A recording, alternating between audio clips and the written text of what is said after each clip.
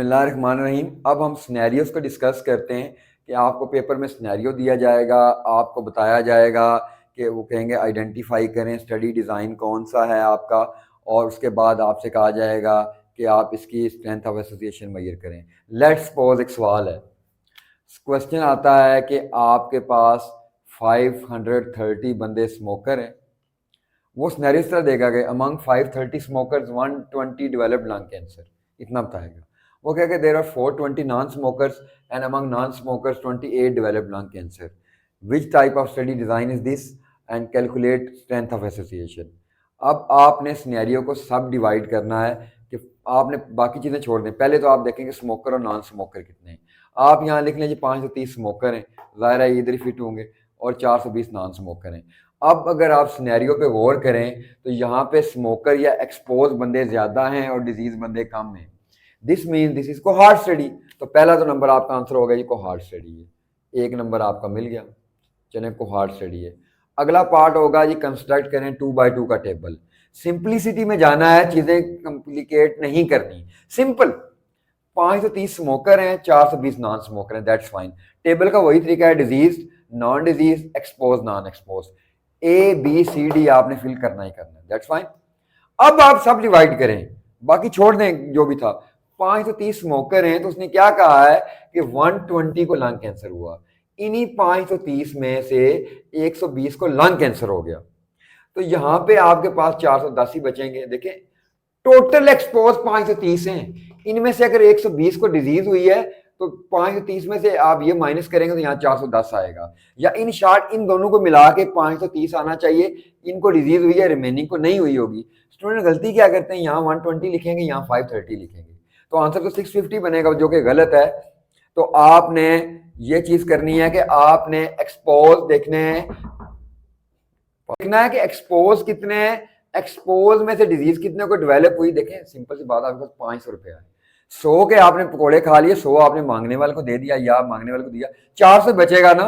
तो 100 120 अगर यहाँ बीमार पड़ गए तो 410 ही नहीं है बीमार।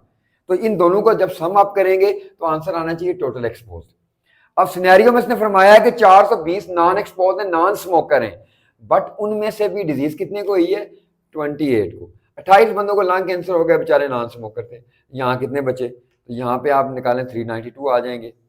अब आप इन दोनों को जमा करें तो 420 आ जाएंगे। तो आप ये देखें 420 सिगरेट नहीं थे पीते, वो जो नहीं थे पीते उनमें से 28 को डिजीज हो गई है, तो 392 ही बाकी बचे हैं। टेबल इस तरह कंस्ट्रक्ट करना है, आपने यूं मूव करना है कोहार्ट स्टडी में।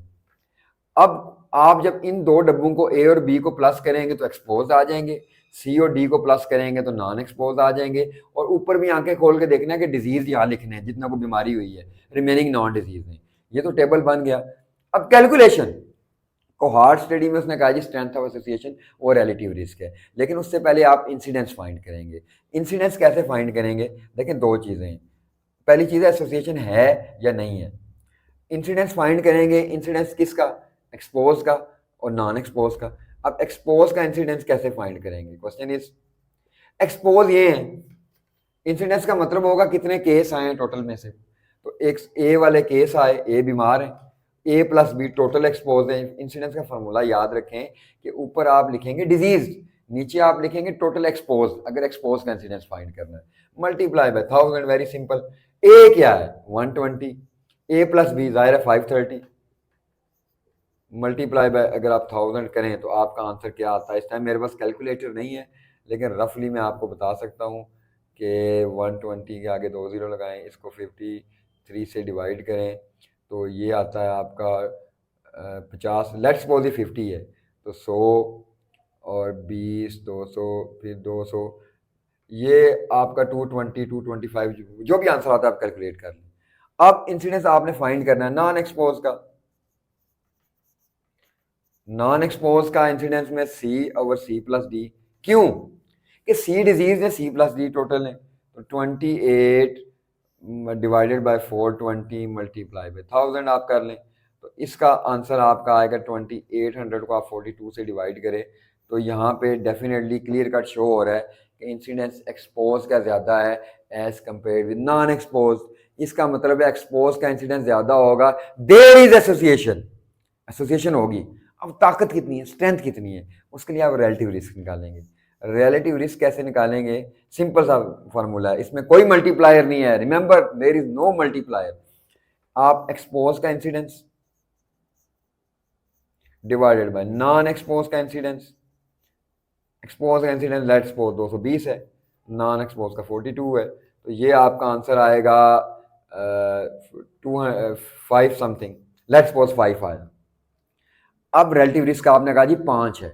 Interpretation is very important. 3 चीजें रिलेटिव रिस्क में याद रखनी है आपने।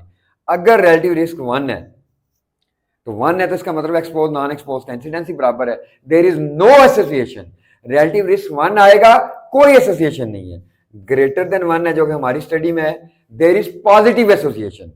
रिलेटिव रिस्क 1 से ज्यादा आएगा तो पॉजिटिव है, 1 से कम आएगा देयर इज नेगेटिव एसोसिएशन। क्या इंटरप्रिटेशन है? 1 है नो, 1 से ज्यादा है पॉजिटिव, 1 से कम है तो नेगेटिव। ये इंटरप्रिटेशन है। यहां तक कि आप कर लें स्ट्रेंथ ऑफ एसोसिएशन केस को हार्ड स्टडी में ये है। तो टेबल कैसे बनाया, एक्सपोज को कैसे डिवाइड किया, फिर आपने इंसिडेंस निकाला एक्सपोज का, फिर आपने नॉन एक्सपोज का इंसिडेंस निकाला, और याद रखें आपने मूवमेंट यूं करनी है।